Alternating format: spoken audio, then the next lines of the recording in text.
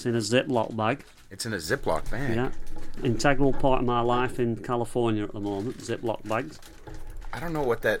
I feel like that's some sort of euphemism. I don't think I'm using the word euphemism correct. No. What is this? What is this? This is a present from my home county. You might know Lancashire sauce. you're the land of the free, but you're the home of the 57 varieties. So, Oh wow. Okay, so this is your shaker maker. It's a shake on condiment. It says shake on condiment. Hang on, it says Grandma Entwistle's genuine and original, so not just original and not just genuine, Lancashire sauce, an oil-free, mildly spiced liquid seasoning to be used before, during, or after cooking. All right, I'm just going to let you know, normally, England is not known in America for their spices and their cooking. So you're here to dispute that. Is that what you're saying? You're saying... Yes, I was part of the manufacturing process involved in making that sauce go worldwide. Nice. This is its first Whoa. appearance in the United States. That smells fucking great. Yeah. Wow. Don't spill it on anything white. I'll do what I want. Oh man, that is a yeah. Do you want it goes Is it well, spicy do you or want no? it goes well with? What? What is this? Wallace and Gromit, Yorkshire Wensleydale. Wow. So this is some cheese. It's cheese. Cracking cheese. Cracking cheese. Wensleydale cheese, suitable for vegetarians. Very interesting. And it's in this wax. Yeah, it's in wax, yeah.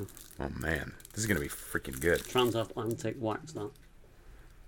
And I've got one little thing for you. Yes, sir. I don't really want to talk about this because I know absolutely zero about it. And normally you're quite the expert on everything. Aw, that's sweet. Let me see. That's awesome. Wait, Happy Independence Day, 28th of March, 2019. What? Do you know something I don't know? What? Are you guys trying to? Is England coming for America in March? Is that what's happening?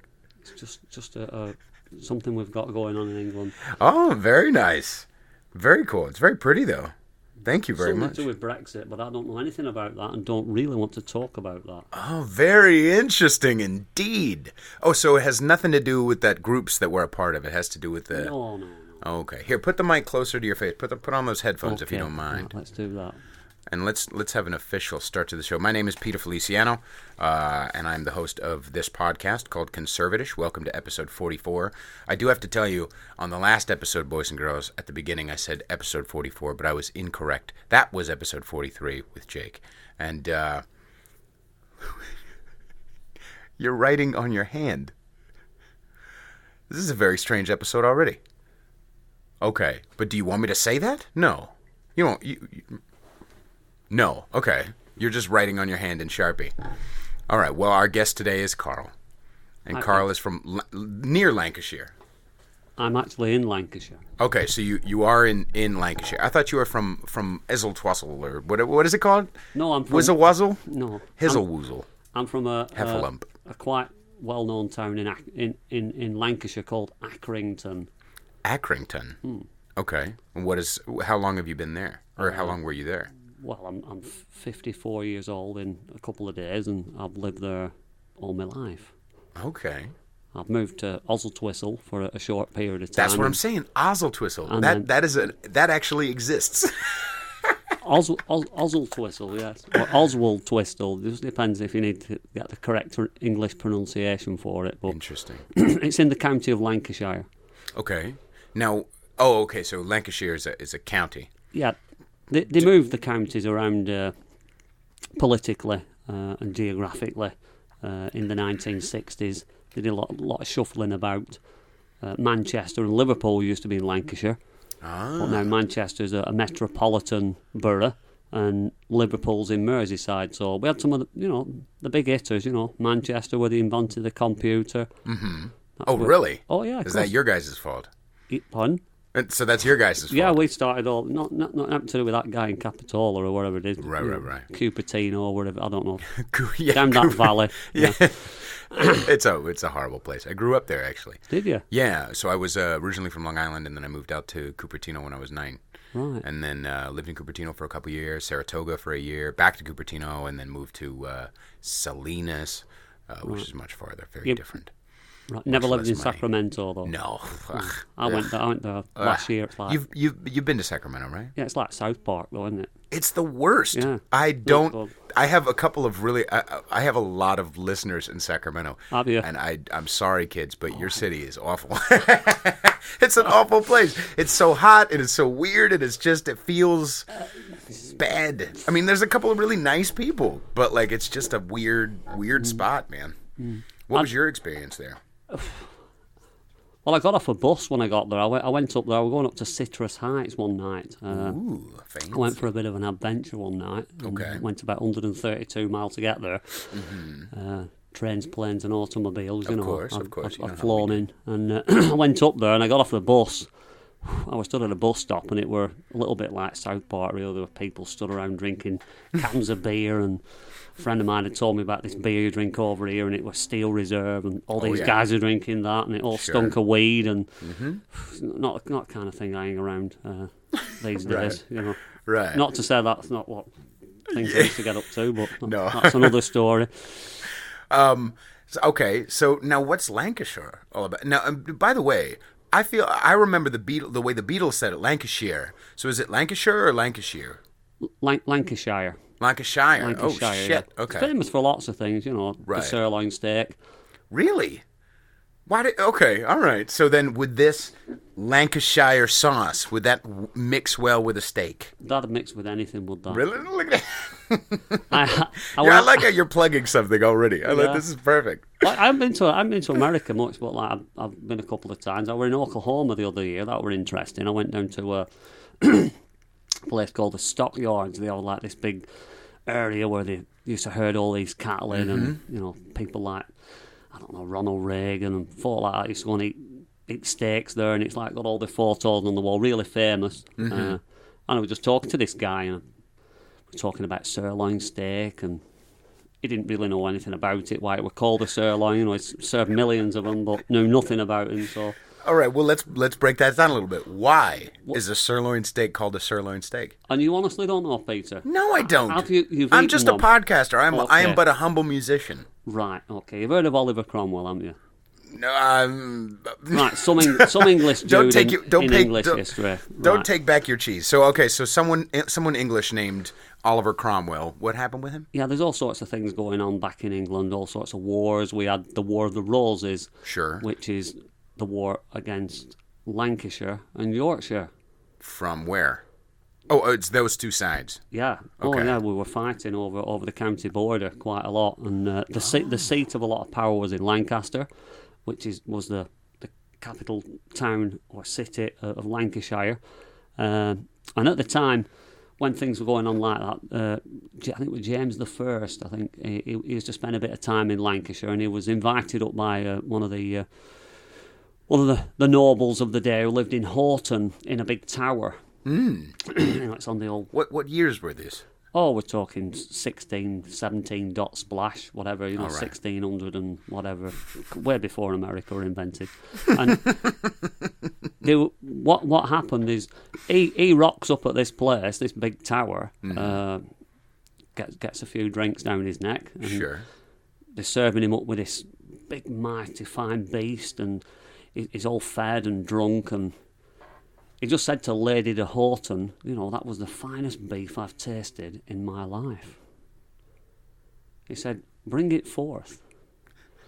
And as he brought this beef to him, he drew his sword and he knighted the beef. He said, I knight thee sirloin of beef. So there you go. Are you sure? It's not because the loin is like sir, and sir is kind of south. It's like southern balls. What is it? Sir, it's not that. Okay, well, why did they call the tenderloin in San Francisco then? There's a lot of tricks and Johns. I don't know. I'm just There you go. Well, that's the truth, yeah. So, we've invented lots of things in Lancashire, yeah. The old screw thread system was invented there.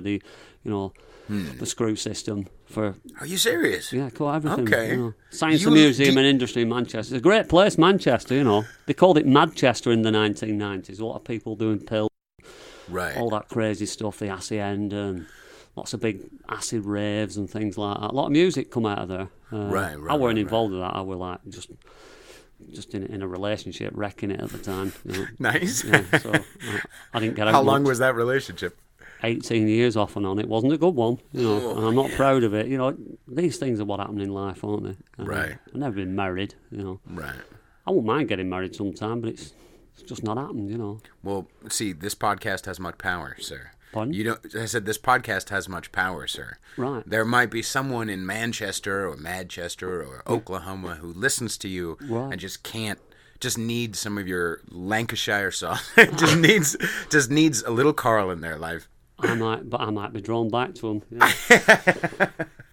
So you grew up in Lancashire proper? Yeah, I was born in Blackburn, which he talks about the Beatles. There's a song in one of the Beatles songs, and they talk about 4,000 halls in Blackburn, Lancashire. That's what I was thinking. Yeah, that's where you've heard it. Right. That's where you've heard it, and them lads played music round our way, you know, when the Mersey beat were going on. Around about that time, in the early 60s, my mother and father met. They'd met before, but they met in a small black pilgrimage town called Wallace, which isn't far from where I live. The town where I live wasn't in the Doomsday Book, but there's a couple little villages nearby, you know, in 1056 or whenever the Doomsday Book were Doomsday Book? What's the Doomsday Book? It's a book about shit that went on in England before that, you know. Okay. I don't know. Right. We've got a lot of history, haven't we? Yes, you do. Yeah. So, and I don't know all of it. I know a little bit about a lot, which is a dangerous thing sometimes, Peter. But I'm trying to develop that, you know, like yourself. I've met yourself in a couple of different guises since I've come to this area in the USA, and it may be an option in the future. But I was brought up there. I was born, lived with me mother and father in a rented house for a couple of years when I was a little baby, and then moved into the house where I live now 52 years ago. Wow. Oh, yeah, it's, you know, you can turn lights off in there, I can walk around in dark, man. It's, yeah, definitely. There's some creaks and crannies, you know. Right. On that house, what I know all about, you know. I've done a lot of stuff in that house. Sometimes, you know, when you've got a lot of that sort of history in a house, it can be a bit daunting for some people, you know. Right. You can have it come back to you, and, you know, a lot of...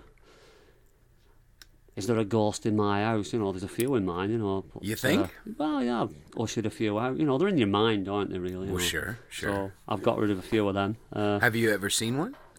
In the house? No. I've never had... I've had quite a few spiritual experiences in my life, but they're more of a pleasant nature these days, you know. Sure. I had some crazy ones, which I could tell you about, but, you know, I don't know what you talk about on this show. Hey, this is what we're talking about on this show. All right. Yeah, we follow the trail. I don't know. I have all sorts of things. I'm not... You know, I don't really like talking about myself much these days. I used to do a lot, but really? I can make an exception tonight. Yes, you can. Bit, yeah. Especially because you gave me this lovely song. If I tried it right now, would it be weird? It's not like some mad, you know, like... It's not hot. No. Okay. It's beautiful. It'd be nice if you had a bit of cheese and I think, well, you gave me that, but I think, I don't know if I want to open the no, Wesley. I'd savour that, but okay. Just try a little touch on your finger. Here we go. Lancashire sauce. Shit. It's good on scrambled eggs, man. That would be great on scrambled eggs. Yeah. Little cheese. Oh my God. Yeah, no, it smells really, that is really good, man. Put it in soup, you can do what you want. I don't know about a soup. I feel know. like I've been trying to stay away from soup. Have you? Right. Yeah, because I'm not 77, so I want to say, you know, I'm not 7 or 78. Right. So that, you know, I have to be. I've just had a bit of clam chowder. I believe that's a local dish round here up in. It is. Where we're at? Castro. In Castro. Yeah, that's an interesting place. A couple of naked blokes walking about when we got in carts. Strange, innit? You know. Lighted up penises and things. Yeah, we're odd, but right. Then again, it's holiday, innit? Is it though? Oh yeah, it is. Kind For of Martin Luther, yeah. for Martin Luther King Day, we have light up junk. Yeah. But yeah, interesting. So, from being a young lad, all I've ever known were like, terraced houses and cobble streets, the grim north of England. Right. There's something romantic about it to me. Obviously, I haven't lived there, so that's why it probably is romantic to me. But yeah, it's an interesting place, Accrington. I mean, the town itself were built.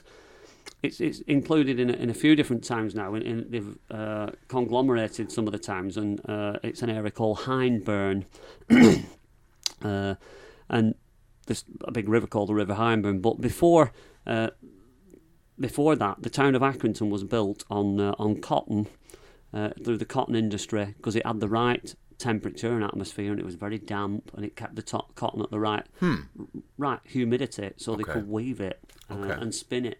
Okay. And machinery were made. And back in the 1800s, a couple of guys invented things in and around Accrington and Oswestwhistle.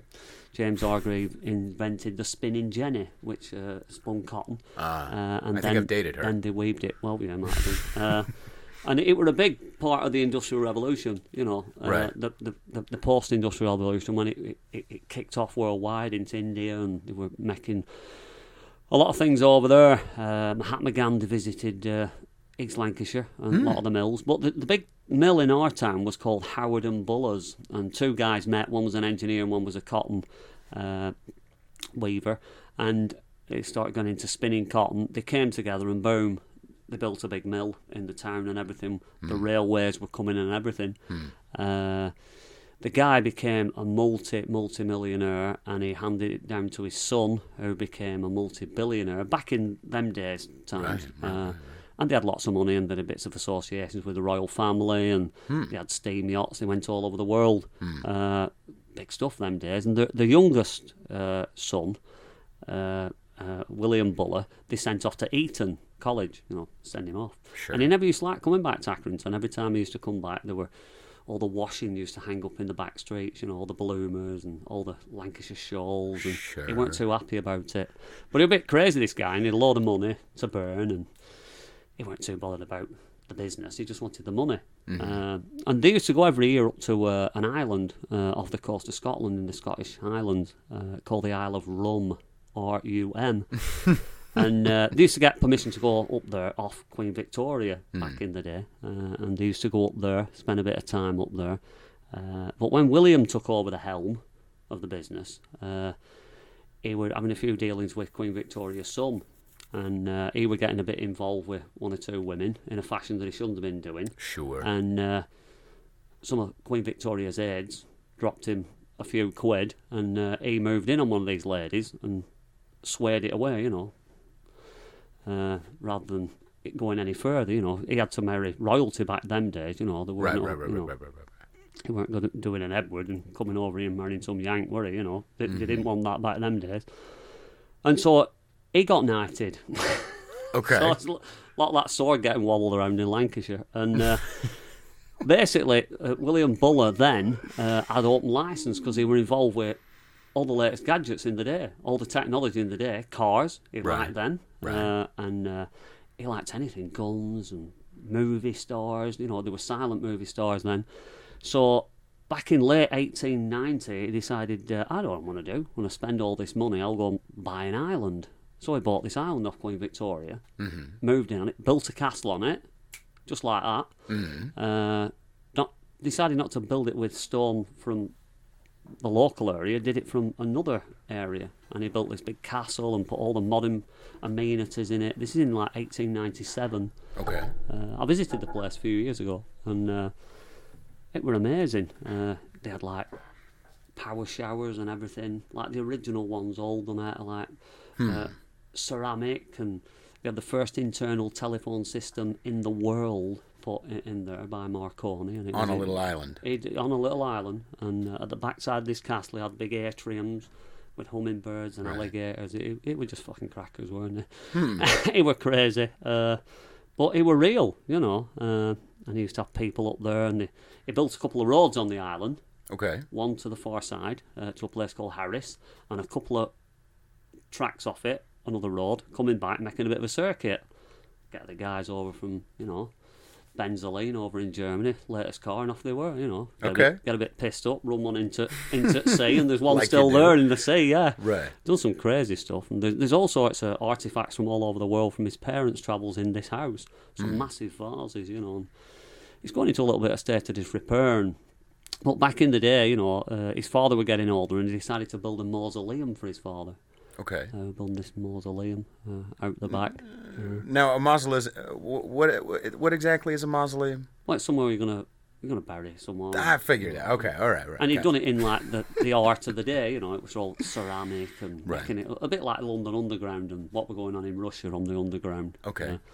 Making it all fancy, and he had this big fancy day, and they all drove over to have a look at it, and they were having the tea there with all the umbrellas in the sunshine, looking over the islands. It was nice in summer up there, early summer when the midges didn't come out, and they spent a bit of time over there.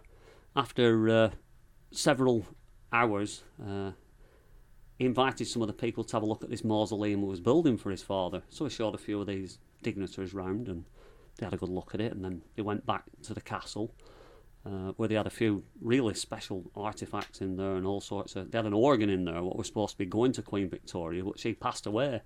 The Kaiser got an identical organ, and it played all sorts of musical instruments and everything, and run off an old carding system. They were inventive with the Victorians back then. So they had this big party, they all getting a bit drunk, and then some guy asked him, he says, "Oh, by the way," he said, "what do you think of William's mausoleum to his father?" And someone said it looks a bit like a toilet in Westminster, and he weren't too happy about that. Sure. So the day after, they had another bit of a round out on the cars, and same thing, they're all eating cucumber sandwiches, and this time by this mausoleum... That's not a thing. There's a that can't be a thing. Yeah, they were, of course they were. What is wrong with you people? Salmon and cucumber sandwiches, and there's a couple of flags flying, and they all notice these flags are flying, so halfway through this high cucumber sandwich, sure. Session, yeah. Mm-hmm. Session, indeed. On this Scottish island, I've been there, and there's this old megalithic site where, folk from years ago used to live, and shells everywhere. It's a very old place. Sure. He just interrupts everyone. He said, "I'd just like to make an announcement." He said, whatever this guy would call, Sir William Smythe or whatever, made a comment about my father's mausoleum. He said, "I've just got something for him," and he blew it to fucking pieces. He just blew it all over. Oh, shit. That's awesome. And then he built something which is a replica of the Parthenon in Athens on this island for his father. He was just a crazy guy. I heard all this shit about him. I thought, I've got to go. So yeah, I didn't know English people were inventing shit. I thought you guys were just had sheep and tea, and that's it. Like, I didn't know you were... No, we did all that stuff. Yeah. You're making the fucking... computers, and what do you mean the computers were made in Manchester or Lancashire? The first computer was made in Manchester in England. Wow. Do you remember what year? I don't know. Like 40s, 50s? Museum 50s, of Science 60s? and Industry. Museum of Science and Industry. Okay. Museum. It's there. You'll find it. They have it all locked up. It's huge. Right. So you like the place you live? Yeah, I do like Accrington. I like Manchester. I don't go into Manchester much. I used to be very frightened of going into big cities. You won't see me travelling around in big cities, Okay. Yeah, we're in San Francisco right now. Yeah. You were aware of that? yeah. I used to have a bit of Dutch courage, they used to call it them days, to go in and I didn't go out much to I stick to local stuff, Right. Local things for local people. Insular. That's part of the romance for me, is that I've always thought so it turns out I do have a little English in me, but I've always thought, like, oh man, I want to go to England, and then I just stayed in London and Wimbledon. It was all right, but it was kind of PC, and it was just kind of weird, and it just kind of felt like it didn't feel like nice to me. It didn't feel like the beginning of American Werewolf in London, that like foggy, you know what I mean? Like that why are you smiling right now? But you know what I mean? That like romantic kind of like, I kind of want to walk around a foggy field with some sheep. I don't know why, I just do. You know what I mean? And I won't do nothing to them. I'm just saying. But like, when I went, it was kind of a letdown. You know what I mean? I know you and our mutual friend, like who came from there, and I love people from there, and I want to go, but I don't know, London was a little bit of a letdown. Yeah, most people who say, they see me and they go, yeah, our friend from London, England. I'm nowhere near London. I'm so far removed from being... Not just geographically, but... Yeah, I'm from London, yeah, Did you used to go to London when you were a kid? I went to London way back in the 70s, punk rock were raging. I got off the school bus. We were supposed to be going to look around National Geographic museums in London. I just went to Carnaby Street. What's Carnaby Street? Barnaby. Carnaby Street in London. And what was Carnaby Street about? It was all about punk rock, and I was looking for the sex shop down the King's Road. That's where I wanted to be. Down the King's Road? Yeah, I wanted to get down there. Is that a euphemism, or is there literally King's Road where they have sex shops? King's Road. No, it's not sex shops. Okay. There was a shop called Sex, but you've heard of Vivienne Westwood, haven't you? Heard the name? Yeah, she's an influential designer, British designer, and she was involved with the band, the Sex Pistols. Oh, yeah. Who've got the connection with San Francisco, as you know. Right? Do I? I don't know. I'm not big into punk, man. That's what you're doing. That's what your job is. I thought you were rock and roll. You've heard of Johnny Rotten, haven't you? I have. Right. When I'm 11-year-old, I see Johnny Rotten walk on TV, and I go, I want to be like him. Hell yeah. That's me. He just walks on with a yellow ripped up top on. I went, that's what I want to be. Right. Him. If I'm like him, everyone will keep away from me, and I'll be all right. That's awesome. You know what I mean? Yes, I do. I needed some defence mechanisms in my life, Right. And that's one of them, I used to dress up a bit different. Used to go out to school disco, little donkey fringe, comb straight hair. Sure. Little pants on. Little Lord Fauntleroy. Yeah. Yeah. I used to walk across the road, go to the local, garage where people used to keep the cars in garages. Mm-hmm. We used to have like banks of garages on wasteland, because we all live in terraced houses. You didn't have a garage at the side of your house. So they used to have the cars in there, and I used to kick the panel in the garage, pull a bag out, get a little bit of soapy water, spike my hair up, change all my clothes into a lot of ripped up clothes with safety pins, and off I went to the youth club. That was it, complete psychic change, and off I went. It's amazing. Awesome. Yeah. Now, you would spike your hair with soap. Yeah, that were the standard. Get a bit of Shield. You won't know what that is. It's like marble soap. It's just. What would it do if it rained? What the hell's wrong with you? It was like SR toothpaste. It were awful. And it's just like, get it on. Now, was there pride in it? So, like, did you eventually transition into the legit spiking shit, or was that always the legit spiking shit? I weren't allowed to do that with my parents. I was Right. like, you're not going to be like that. We don't want you dressing like that. And Sure. I just rebelled against that inside. Right. But I was brought up quite well. I was only child, and life was good. My dad worked hard. He'd been in the Royal Navy, and my mother worked on a little ice cream stall in the town centre. Selling ice cream. Sure. Would you like a flake in that? Put a Cadbury's flake in it, chocolate flake, and that were it. Go down for a milkshake, go down to my grandma's every Tuesday. It was like just a normal. Right. I weren't doing right good at school, and first time I went up to ask a girlfriend out, I took a Mars bar and a Snickers and said, will you be my girlfriend? So bitches love Mars bars. Yeah. Well, that didn't work. She didn't. Oh no. She weren't having that. Horrible person. I was just after one thing, a girlfriend. So not much changed. But so for the females who are listening who want to be invested in Carl, send Mars bars to conservatishpodcast@gmail.com. I will forward the information. Well, I haven't tried one of these yet. I'm going to get Queen Anne cordial cherries. Yeah, I'm going to get my lips around one of them shortly. If Did I you can. have to say it that way though? I don't know. So yeah, it's fantastic, America. I like it. It's so much. You take a lot for granted in America. You've got abundance in everything. You've so much choice in stuff. When I were a kid, there were nothing like that. Well, that's time too. It's not just city. It's not just geography, right? I mean, there's a lot of options in England now. You know what I mean? Yeah. So when you were a kid, obviously what was her name? Anne Marie something or other, I'm sure. Queen of something. She rejected you with your Mars bar, and then you said, "Screw this! I'm never talking to any of you broads again." And you just continued on your punky way. I did a little bit of that, yeah. Went on a few school trips. I had a bit of a spirit of adventure, It's like going out with Cub Scouts, it's like that, and up to Lake District. And starting fires and stuff, and in a good way, like learning, getting patches and... Knives, and all sorts of stuff like that. Went to Isle of Man and with my mum and dad on holiday, and my dad did a bit of horse betting, on big the in horse. England. Oh yeah, going them the bookies, a couple of quid on, and go and have a few pints in it. It were all working men's clubs, cloth caps and whippets they call it. What's a whip? I know the cloth cap. What's a whippet? Whippets. The dog. A little thin dog. We used to race them on the local football field, soccer field. Sorry, I keep getting that wrong. Nice. Jesus, I went to a basketball game yesterday. It were amazing. I know. I saw pictures. Fucking life changing, man. That was your first basketball game ever? Yeah, when I were a kid, you got a picture. I'm in this terraced house. It's like chucking down outside. That means it's raining heavily. Sure.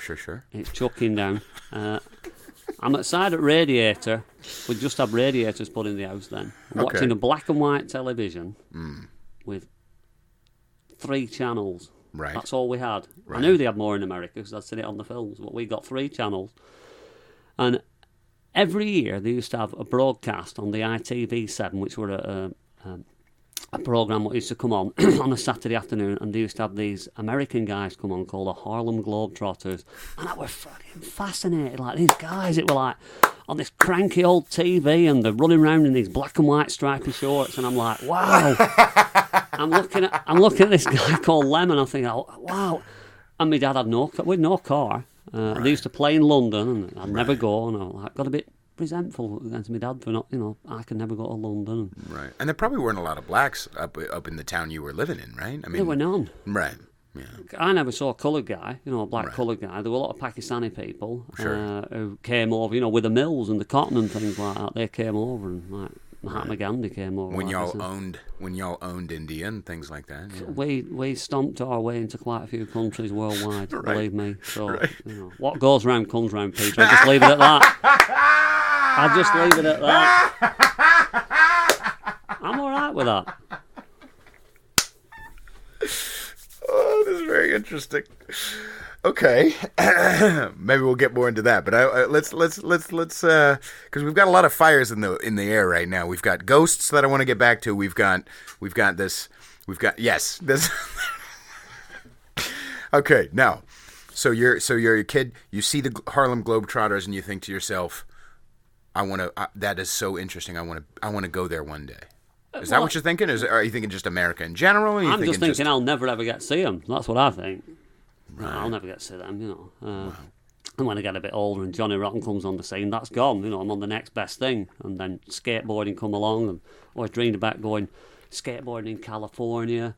Right. Used to do all that, Used to be delivering newspapers, My image of kids in America is like on E.T. riding a push bike, throwing newspapers on. I thought, I wish my paper round were like that. It'd be easy. Just throwing papers on a garden. Leave it to Beaver and things like that. Yeah, we used to walk up and open gate and close the gate and all be correct and political, and put, not let the dog bite it as much so it wouldn't, right. all that. And I used to be under rainy trees on winter days reading these skateboard magazines, looking at, Tony Alva, all these guys dreaming of being in some half pipe in the middle of the desert in San Francisco or wherever, California. Right.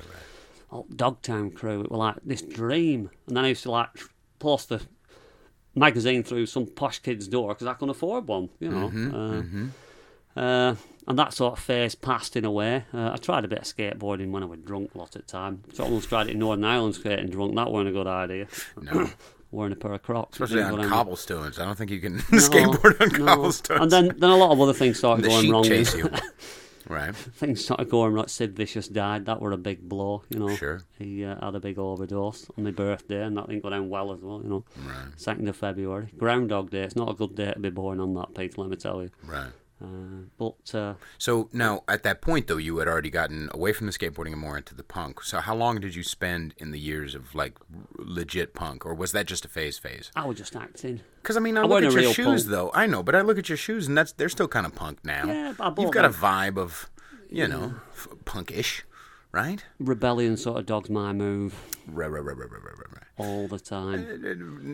Now, so when did you start going? When you were a kid and you started going into town, did you go to punk clubs? Were there punk clubs? There was like the youth club where all the real guys who were into the punk and going to the big bands, and Right. I sort of went to the smaller bands and the local events. There were a local punk band who became quite notorious, for producing a single. It's one of the most sought after 45 singles, in the world, called Schoolgirl Bitch. And I used to. I just like hearing you cuss. You even put your shoulders up like you're still hiding from your parents. Yeah, well, I am when I say Schoolgirl bitch. Yeah.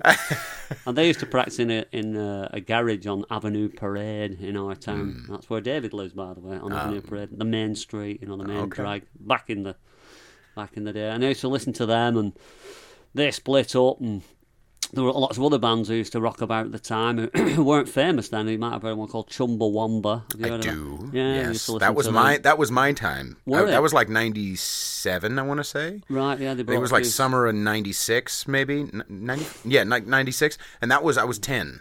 And I remember like recording cassettes off of the radio. Right. And so I remember on one I had like maybe a little bit before then I would record like and it would start on the radio, and so you'd always have like 10 seconds in. You'd miss the first 10 to 30 seconds of the song, and then you'd get the first, you'd have 1.5 to 3 minutes of a song, and then you would immediately have the DJ coming on, and it'd be like Chumbawamba. There was Aqua, Barbie Girl. There was like, that was that time for your me. era. Yeah, that was my. That's certainly not as cool as me. And not like I was into it. I just didn't know any better. There was just stuff there, and so I was interested in it. Yeah, I've gone through a big transition in it recently, because it's sort of like defines some people, doesn't it? What you are, if you're a bit of a hippie, or if you're a bit of a mod. In England, there's mods, and there were punks, and there were rockers, and like rockers were like your Marlon Brando types, on motorbikes, and they're greasy hair and leather jackets. Now, what were the mods all about? The mods have sharp suits and scooters, and realistically, a lot of them guys didn't have jobs. It were all the greasers and the motorbikers who had the jobs, and they all sucked cups of tea, and motorbikers weren't what you really thought they were, whereas the mods were like popping pills and robbing, pharmacies at night, and doing all sorts of gigs and hanging out with a Who and all that, like, Keith Moon and all that. They were just crackers. And then the punks were a little after that, right? Punks just got sick of everything. right. We just got pissed off with wanted everything. to burn everything down. We had the Winter of Discontent. We had in 1979, and it were all going wrong. And that's, what was going wrong? Everything. The government were going wrong. Don't let me talk about politics. Everything were going wrong. And it were in 79, the 14th of January, 79, Mr. Rotten, a.k.a. John Lydon, appeared at Winterland in San Francisco and said those immortal words. Do you ever get the feeling you've been cheated? He'd had enough. He'd had enough of that rock and roll swindle, what were going on. Sid Vicious had died. What were you going? Nancy Spungen gaff up in New York. He jacked up there we are in Chelsea Hotel, and he died, and it was like it gone for me then. It was like, they only brought one album out, the Sex Pistols, Never Mind the Bollocks, and it changed my life, that song. There were all sorts of defining songs that really were my life. They became my life, funnily enough. Did you ever, would you ever get violent? Well, the story continues, some of the songs were based on real life experiences of some of their members. Johnny Rotten met a woman, and she just had an abortion and turned up at his at the gig with a fetus in a bag, and he wrote a song called Bodies. And but a lot of the songs what were on there, they were just not your normal songs. They were very aggressive, and one was called Liar, the other one was called No Feelings, Substitute. They sort of defined me. Right. I became a lot of them at one point in my life, and I had to get out of that submission. They were great. So it was a great album, And I was in New York about 6 months ago, and I went up to CBGB's where the Ramones were, and Debbie Harry and Blondie and all them. I sort of got involved with listening to that sort of music. I love music. I don't listen to enough now. I don't have a a car at the moment. It's off the road, but I only had a cassette in there. I went, yeah, I did. Old cassette, that didn't even work. So Right. I sort of got off it. I listened to one or two bits off iTunes, but I used to love music back in the day. I might get into it. But Chumbawamba, they were an interesting band. They're all from round where I'm from, Lancashire. Alice Nutter were named after a witch from Pendle Hill. You know, when they hung like a lot of witches But in Lancashire. you can't transition from fucking. You need 20 years in between Sex Pistols and Chumbawamba. I mean, maybe you know more than just tub thumping, but I mean that's a good jump. That's a good leap of coolness. I think from. I watched Chumbawamba in 1981. What do you mean 1981? That was not they weren't around in 81. In Accrington, yes, I did. At the Miners Working Men's Club. Oh, no, I'm saying, but Chumbawamba wasn't, the band. They weren't around in America, but they were playing gigs. They were a very anti-establishment band. They were a little bit like Crass. Have you heard of Crass? Let's not get into politics anyway. No, we're not. No. But this is very interesting. I thought Chumbawamba was around for like 6 months, made a hit, it hit big, and then they were gone. No. That's insane. Oh, they were just anarchists. You're blowing my mind right now. No. So by the time "Pissing the Night Away" came on, that was like 15 years into a band. Yeah, of course. Jesus. Did you not know that?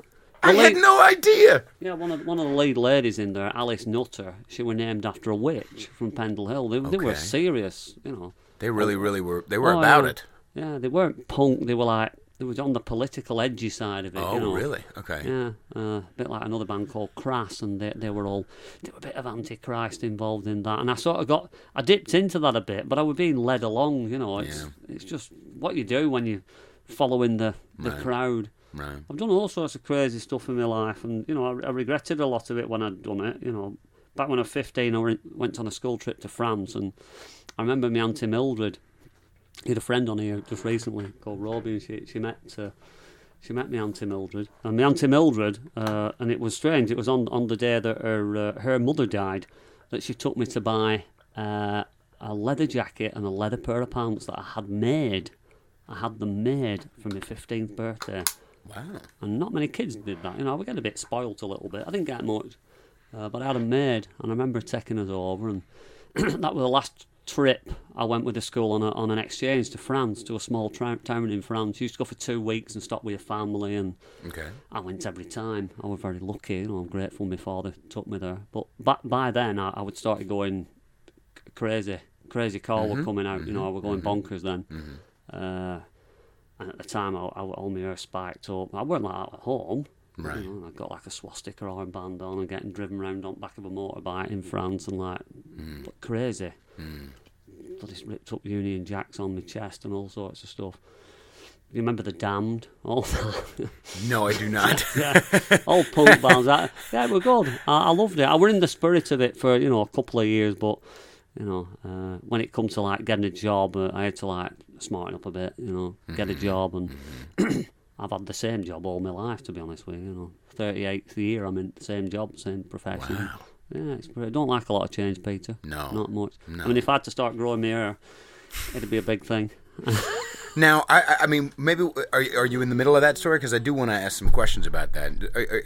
You were saying a story about doing something you regretted regarding the leather jacket and pants? Yeah, it's amazing how life changes, doesn't it? You know, I did all sorts of stuff. There's a guy, he became the World Superbike Championship, you know. Okay. And he wrote a bit of a story about his life and one thing and another. We have bits of reality TV things on the television in England. One's called I'm a Celebrity, Get Me Out of Here, and they do bits of stuff in the jungle. Have you seen things like that? Yeah. And one of these guys were the World Superbike Championship champion rider. And for a long while, Superbike weren't a big thing, but he were a local lad, a Blackburn lad, you know, same age as me sort of stuff. It was just like me, you know. He used to wear air rifles and shooting cats when he were a lad and all sorts of stuff. Right. And I used to do all sorts of daft things when I were a kid. Right. Bloody swinging cats around with me with the bloody tails and all the sort of stuff. And all that crazy stuff, I see how so much I've changed in my life now, you know. So much so. It's crazy, you know. Now, why were you riding around with a swastika on? It was just I just wanted to be someone different. I just wanted that being someone trying to change myself from. I was always looking for something else, Peter. Yeah. I weren't fixed. There was something missing. Yeah. That'd be going on. Then CB radio come out and go, yeah, I want to do that. Right, let's get a CB radio. Off we go. 10-4. We're off. 73, 88, rubber duck. Off we go. Lower sideband, upper sideband. Yeah, I want to speak to people all over the world. Right. Next minute, I'm talking to a guy on Easter Island. Right. This is this. Right. I want to go there. Absolutely no chance of me finish up on Easter Island. Bar me, But I had these highfalutin ideas about things I wanted to do in life. I dreamed a lot, trying to fill some that weren't fillable, really.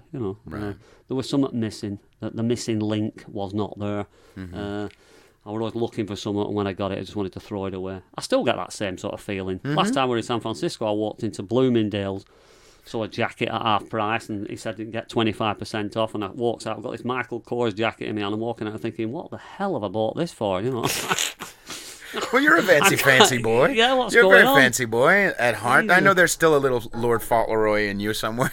I like to be smart. And a bit rebellious somehow, But, I mean, I kind of see that in myself from when I look at, obviously I have a huge rebellious streak, hence a fucking podcast, but also I have a huge rebellious streak, and I that's why I try not to take too many kids seriously. Like, I don't feel like you're done cooking until you're at least 18. Then you start to, you know what I mean? Which is why, and even then, like, I'm 32 and I shouldn't be listening to, nobody should listen to me, but I genuinely feel, that's why when like kids wearing a swastika or kids doing this or kids, just relax. You know what I mean? Yeah, let's try to course correct a little bit. But I don't think it's, oh my God, there's a wave of, like, no, it's just kids being assholes, because that's kind of like when we feel like we don't have power, when we feel like we've been supposed to be good boys all these fucking years, and fuck this, and there's a piece of us that wants to rebel. You know what I mean? That's what I did, and I did them sort of things, and this CB radio thing took over my life for a good 10 years, and then I got to like 21, and well, you can see me, but no one else can. Thank God. You're a dapper gentleman. Well, to be honest with you, I were born with a hair, lip, and cleft palate. I don't know if anyone knows what one of them is. A bit like some of them actors who really got famous, and I never did. Stacey Keach. Yeah. What's the guy? Joaquin Phoenix. Joaquin Phoenix. Yeah, he's done well for himself, hasn't he? Very much. Wanker. You should have been in, Carl. Yeah, I should have been in. We got to go back in time and go beyond Yeah, exactly. Yeah, let's go and do it. Yeah. Can you talk like Johnny Cash? We've got shitloads of Roman roads near me. I know all about it. Yeah, I wanted to. I don't know what. Back then, if I could change myself in an instant, once I got what I wanted, I'd have been suited, but I never could. I was always looking for the next thing every time, always looking and looking and looking. And the one thing I couldn't change about myself is, when I was about 6 months old, I went into hospital and I had this big gap in my face, sawed up, and a bit of a gap in my mouth, and my teeth started growing a bit crooked, and when I was a little boy, I had a little bent nose and squash nose, and I used to get called names and bullied, and I hated it, and I started building up these little defence mechanisms. Like I said, I had to find a way of getting resourceful and getting around life. Right. Bit of this, bit of that, bit of ducking and diving, and just on the edge of everything. And then when I was 21, it all happened. I went for plastic surgery. Wow. I can understand someone saying when I had that, it was just like best thing in my life. I understand it. What did you say one more time? You said you couldn't understand when what? I couldn't understand when some people said, well, I don't know why they have plastic surgery. And Right. But for me, it were real. I had I had a double rhinoplastic to start with, which straightened my nose out, and I had a little bit of work done on my palate, and then I had a double facial-maxillary, which they broke both my jaws, and, then I got some new teeth, and the operation went wrong at first. We paid for it. My mother and father paid for it privately, and then, which we don't have private medicine in England. You've got to save up and do it. It's all free for us, Okay. I'm very grateful and we're fortunate at that in England. And then I came out of that with this new set of teeth, and God, I were a different man. I felt ace, you know. I hadn't had a real girlfriend up to that point, you know. It was like, touched a couple of tits and that was about it, you know. Right. Now, how long did it take to not be incredibly in pain, like in your face after that? Was it I felt a month probably? I felt a bit like that guy who on that basketball thing, Globy, and a head about that big, like been bashed to bits, with big eyes, all red and black and blue. I was not feeling too good, Peter. Right. But once that I got over that, it was like, right, okay, and we're off out and get some new clothes. And I went out and it was her, you know. I felt like Richard Gere when I went out. You know, without the grey hair, and I was about 22. I was going out to like clubs and stuff, and I felt confident, but you know, I really weren't inside. I weren't inside. It all went wrong and finished up just in a mess, you know, only in a corner. And I had no confidence really. So that carried on for quite a long while, about another year and a half, and then the worst thing in my life happened. I met this woman. I got in a relationship and I was just shit at them. I weren't too good.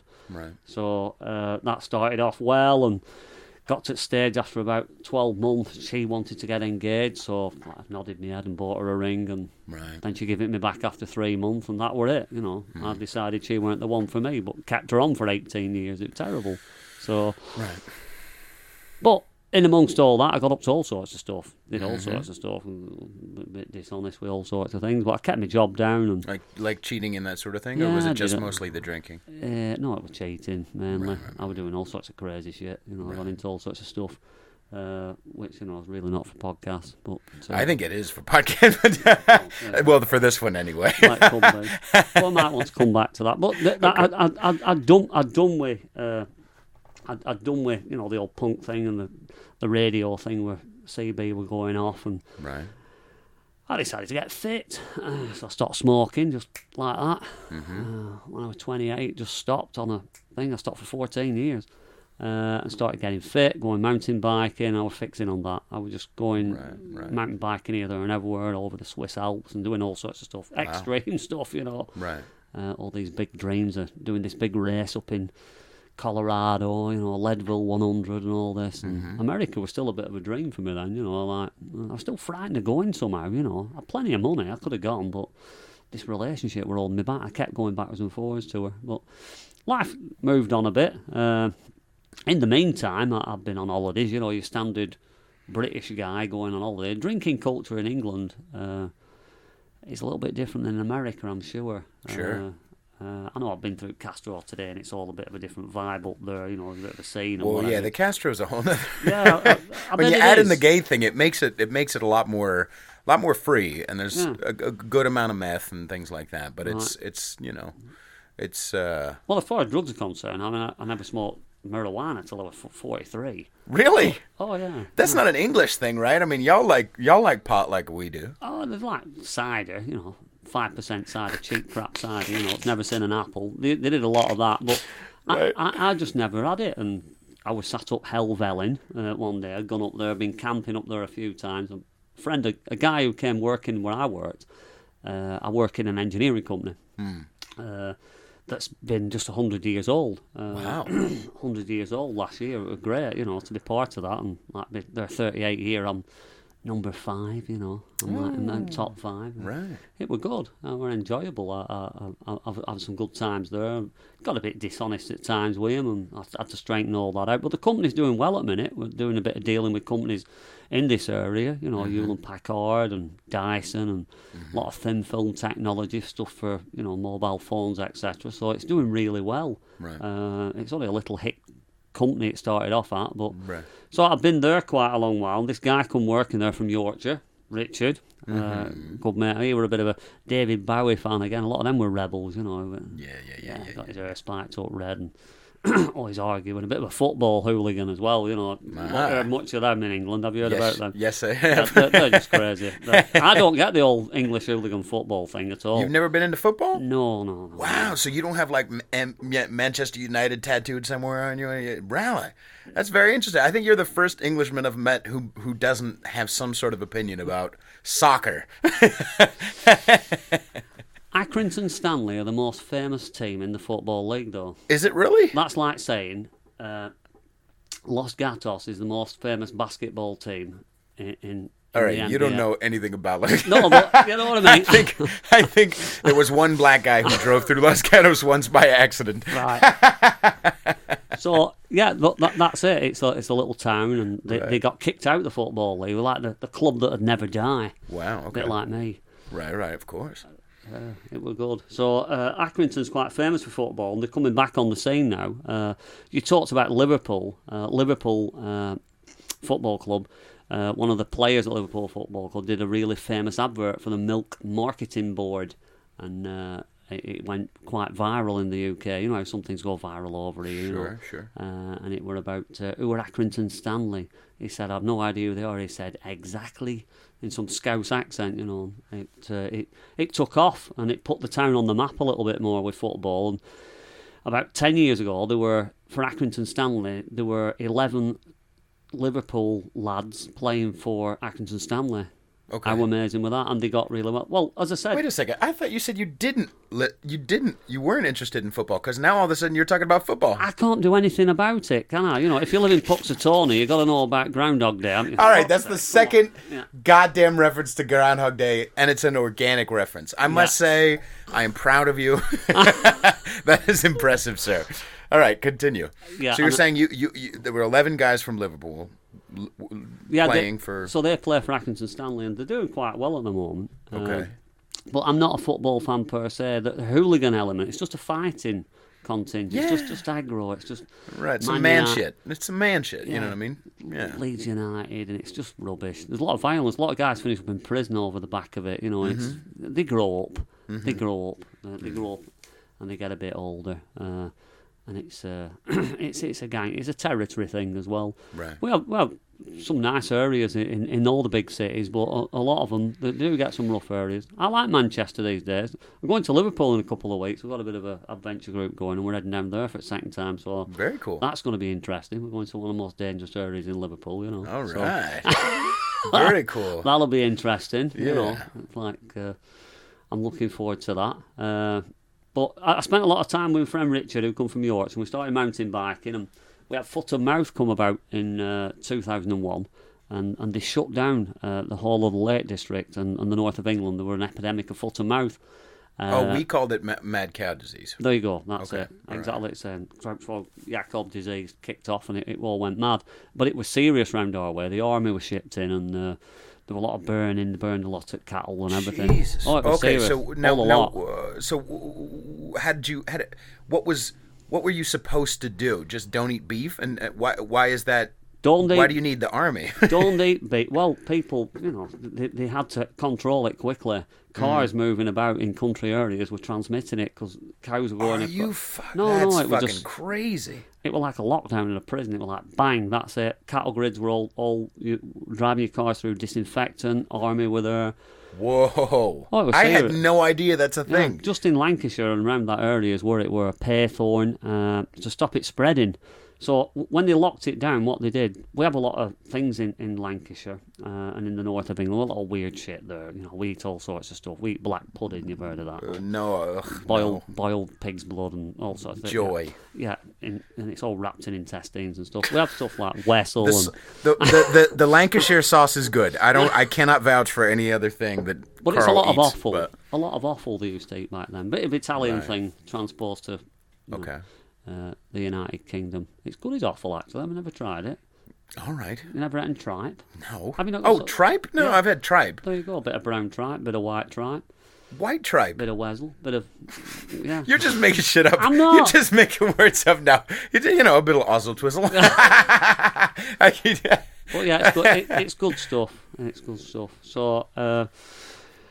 there's not much change in Lancashire, other than a lot of shops are shutting down. In fact, there's a guy, he wrote a song about our area called Northern Town. What's he called? He lives in California somewhere.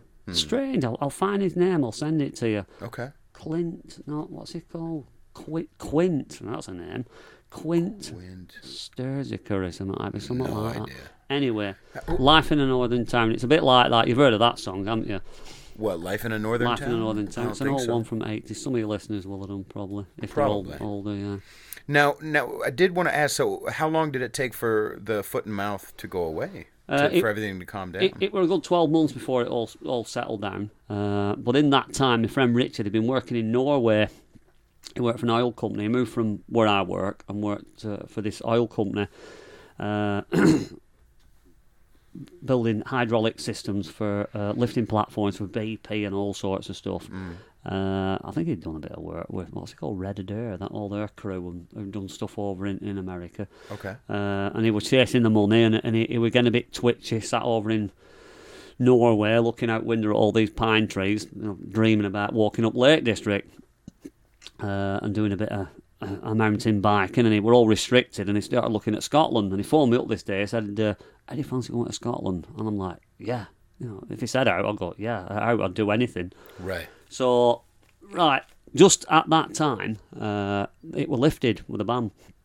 And so when he came home, we went up Helvellyn. The first time I ever went wild camping in the wilderness, I had this amazing experience, watch the moon come up at night. And, I was like, this is it. This is great, Right. I had a couple of cans of beer, and, I weren't smoking at the time. I was quite fit, but I was unfit for walking. I was fit for cycling, but walking was a whole different game. Mm-hmm. I got these Italian boots I got from a second-hand shop, Goodwill store, and I'm like half crippled when I got back, but I was grit, Peter. Mm-hmm. Something about it, I liked it, being back outdoors and knives and fishing, and it just gripped me. So we started a good few years, for 10 years, a good decade of going up to Scotland once a year, and he was the guy who really got to know me. I spent like a week, 24 hours a day, 7 days a week with him, going up to Scotland. We had some great times. We went to some highlands and islands and camped out halfway up the highest mountain in Great Britain, and we trekked all over it, shore, on the Isle of Skye, on the Isle of Rum, we've done all sorts of stuff. Brilliant. Got in some really sticky situations on them mountains, man. Right. Yeah, been up a couple of mountains, a couple of guys have died up there, and we've all sorts of stuff, Right. Jonathan died, and it's amazing, the dangerous places, but they have this draw to them, and it's probably that excitement, trying to fill that thing again, trying to fill it, trying to fill that bit that's missing. It's always there, and I was sort of always looking for that. But because this is interesting to me. Like when I think about, because that's my experience for sure. I've always been a seeker, I'm trying to fill that spiritual hole in my belly. At the same time, you enjoy doing Boy Scout shit, right? At the same time, I enjoy doing music. At the same time, I enjoy doing this podcast. So, does my ego ever come into this? Abso-fucking-lutely. But, I don't think that means cut off, you know what I mean? Like, it's interesting to watch that, okay, yeah, there are things that, I don't like, what I mean is, I don't like writing it off wholesale. I don't like going like, well, that's who I was before I got sober. That's what because I feel like it is what it is. Like, we're allowed to be interested in the things that we're interested in, and you know what I mean? Like, to fulfillment doesn't always mean I need to get all the way out. That fulfillment needs to hit that God-shaped hole in my belly. But fulfillment can mean, you do have to do stuff that you like. You do have to be interested in things that you like, that you're interested in. I don't know. It's an interesting thing to think about. I put it on hold for about 5 years. Right. You mean the Boy Scout stuff? Everything. The hiking? Everything. Everything. So my father died in 2000 and... I'm taking a big leap here, and I feel like I'm telling you all my life story here. But, whatever. Go. Yeah, I don't know that Billy Connolly shit. He does that, doesn't he? But he's Scottish. I'm not bothered about him. I love Billy Connolly. He's a fun fucker. He's fucking Scottish. I'll take him on any time. He did some amazing stuff with his kids, listening to him talk about what they did with his kids when they went hunting for dragon's eggs and dinosaur eggs. And him and Pamela, it was great. I liked him, I'd like to meet him. He was a bit cranky, but... Yeah, sure. He's aren't we all? He's not so well at the minute, so it's a bit of a power do that, shit happens. But yeah, I like want to get back into doing a lot of that stuff. I've got some other purpose in life today. I've found a few things what really interest me, and they take me to places like where I am today. Right. Just talking. We've got a mutual friend who lives down in Hawaii, and we're talking about this skateboarding shit. He's there about 3 or 4 months ago, and he's like raiding an old hotel in the middle of the desert somewhere in Valley and looking at this skateboarding inside a pool, and then I'm like thinking, yeah, I want to do that. And he's going out on his van and he's up in mountains out with his dog, and I'm thinking, yeah, I want to meet him. So when I came over this time, I was trying my damnedest to get down there, and it weren't possible. But I got direction, you know. I started looking at, well, let's have a look how much flights are to San Francisco, and put it on £221 return from Manchester to San Francisco. So I go, yes, please, I'll have that, you know. Wow. So I'm over. I'll go to LA another time. It's a bit of a fast place, Los Angeles, isn't it? I don't like it. Is it? You've been, right? I haven't, no. I want to go. It's kind of shit. I gotta fucking go. You should go because everybody should go and blah, blah, blah, follow your dreams or whatever the fuck. But LA is dog shit. Okay, the people there are not. The only people there who are cool are not from Los Angeles. Right. There's a lot. It's just it's a different culture. There's a lot of people living in their cars because the traffic and the shit is so bad that people just kind of that you get to your place and you just want to stay there. You don't want to go from one part of town to the other part of town. And everybody's kind of involved in the business. It gets a little slimy, and it's just you should go, but I'm just saying. And then some people, I was fucking hanging out with some people yesterday, and this guy was like, he's moving to LA, and so everybody was talking about how great LA is going to be, and I'm just like, oof. You know, but then again, New York is not everybody's, cup of tea. San Francisco, whatever, same thing. But for me, I don't like goddamn LA. Sounds like there's a lot of roads. Mate of mine, he sort of convinced me not to do it as well. He put the tin hat on it. He said, well, if you drive down there, and he talks a bit slow, this guy's great, I love him. Mate of mine came and said, you're going to sort the traffic out, and driving from LAX up to Ojai will take you a lot of time. And right. I thought he's right. I said, how long? And he tells me, and I'm thinking, you're joking. Right. But it were true, weren't it? It takes a long while. I just did it last weekend. Yes, yeah. I drove down to LA and then came back. I'm not one for sitting in cars. I did enough of that years ago. Sat on car parks. Well, that's another story. Right. So I've finished up where I'm now. I'm quite happy doing a bit of travelling. What I did with Richard up in Scotland, it was good stuff, and it came to an end because I was more interested in doing other things than doing the walking. And that first time though, I were up there, and a mate of mine from Liverpool, Simon, he just says, I said, girlfriend just got back from Jamaica. She's brought me one of these. Why don't you try this? I'm like, what's that? It's like a little pipe, and there's a bit of green stuff in the top of it. And I smoked that. I'm like, this is all right. Yep. So I can walk all day, the day after, and not have any pain in my legs. I'll have some of this. But that started sending me nuts, so I didn't do that anymore. Apart from a couple of times on my own watching movies, and it sent me crazy. So as far as drugs are concerned, I never took pills or anything like that. I didn't get involved with that. But drinking were an all new different scenario. And when my mother died, I've been living on my own for quite a while. I lived on my own in a little apartment in Oswald-Twistle, and life took on sort of new meaning up there. I was trying to find myself, which were a dangerous time. My work was suffering, job was going down pan a little bit, but I started to change, and I didn't think life was treating me right back then. Right. But I lost a lot of friends up there. And I lost myself really. Went back living with my mother and father. It lasted a couple of weeks, and then I went back living on my own. And then my mother died, and I went to live with my dad, and that were it. Me and my dad. I'm in my late 40s. I'm just not grown up, and life sort of started taking a bit of a downer. I thought talk about depression. I sort of thought, oh God, this is it. What am I doing? Right. And then I come with some crazy ideas. I had some real crazy ideas. I finished up having a trek across the Arctic Circle with a friend of mine, like you do. Met 4 people, had a few hallucinations about being thrown off a mountain, and sure. All sorts of stuff were happening. Some really crazy stuff happened when we were out there. Went up to Sarek National Park up in northern Lapland in Sweden. I loved adventure. I'd done a bit of kayaking up there and stuff like that. It's not a big deal to do that from England. Just jump on a plane and go and do it.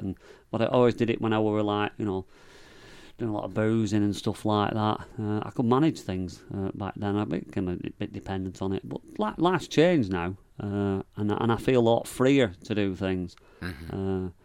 A lot of the places I thought I'd never finish up, I finished up. I mean, one day I left work. I know exactly when it were. I used to go. I was going a bit crazy. I went a bit insane, Peter, to be honest with you. My head were falling off my shoulders. I was thinking all sorts of crazy stuff. And you ever get suicidal? Yeah, later on. Not at that time. I've been to doctors for depression, and I were on a list waiting for some cognitive behavioural therapy. Right. I didn't know what it were, but I signed up for it. Right. They said maybe you should stop drinking before you do it, and I'm like, well, maybe. And right. I went down some research program and walked in with some guy I knew from school who I didn't like, and never went in there again. Right, so one of the best things I ever did, really, that. But it got to our Facebook had a big impression on me. I'm very much egotistical type of person. That escapism became. I got a channel for it then. Mm-hmm. And when I lived in Oswestwhistle, I became this guy who. Pushed everyone away but wanted to be a nice guy. When Fort opened my flat in Oswestwhistle, it was like the door opened and I had a big row of Crocs there. It was like my signature. I used to wear different coloured Crocs, and Fort don't like them at best of times, and I'd wear odd ones. That's the most disturbing thing. Oh, it was strange. That you've ever told me, and we've had some intense conversations. You had a row of Crocs. Yeah, well, once he stepped over that threshold, they were in my world. That were it, and I was just like this. And your representation, your big flag was, "Hey, I'm gonna have this rubbery raw Crocs. You step over that, and that's you're in." You don't have Crocs still, do you? No, I'm slowly getting rid of them. I sent a couple of pairs over to a family I know over in Africa. Yeah, they're using them. So, oh my God! Giving them away, man. If they are in need, why not help them look cool as well as? That's all right. They're practical. They're actually quite practical. Oh no! When you've got a big yellow one on and a big orange one on, you look like an advert for Starburst. You know what I mean? It's all going wrong. So, yeah, things started to change there. I got mixed up with women in a fashion I shouldn't have done, and when I went back to live with my dad. I'd sort of tried to calm it all down, and then I started acting out again, and finished up coming with some crazy idea, and I was going insane, Peter. I was going insane. I was going inside myself, and I thought the world was going to come to an end, and I needed to be there, and that was just crazy. When I went for this CBT, at the end of it, they used to give you a little sheet. CBT, what's CBT? Cognitive behavioural therapy, and they used to give you a little sheet, and at the end of it, he used to ask you the question: have you ever thought of taking your own life? Mm-hmm. And I went for 4 of these sessions and threw it away. I thought, I'm not going there anymore. Mm-hmm. I'm not going to kill myself. Mm-hmm. And as I said, when I was living on my own, I went into a relationship for 5 years, and that went wrong. That were a tricky one. That were a girl from Northern Ireland. I'll not mention her name, but there's been a lot of issues over there in Northern Ireland, and I've been over there. Had a few incidents over there as an Englishman. Interesting. Not an Englishman in New York, but an Englishman in Northern Ireland, and that's a whole different ballgame back in the 70s. I want to hear more about that, but continue your story. Used to get the kneecaps blown off and things like that. Wow. Oh yeah, it's okay. It was real terrorism. You talk about terrorism in this country. We've been having that a long while back home where I come from. When my girlfriend used to go into a department store like J.C. Penney's, I used to all just walk and do that. Mm-hmm. Mm-hmm. It was just standard. Open your bag, while it got searched by a British soldier. Bloody Sunday were a real thing. And there were some serious terrorist threats over there, and a lot of friends who I knew who joined the military.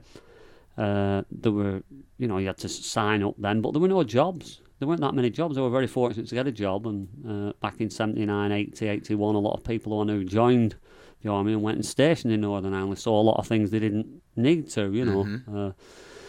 And there were a lot of political unrest and bombs going off. One of the last ones went off in Manchester, blew most Manchester to bits. If you ever come over, you'll give a bit of a tour around. And geographically, where I live, I'm about 20 miles from the geographical dead centre of the United Kingdom, which is actually inside a red telephone box in the middle of That's fitting. in a little village in shithole nowhere. And there's sheep, sheep and there's surrounding sheep it. everywhere, and cheese growing on trees.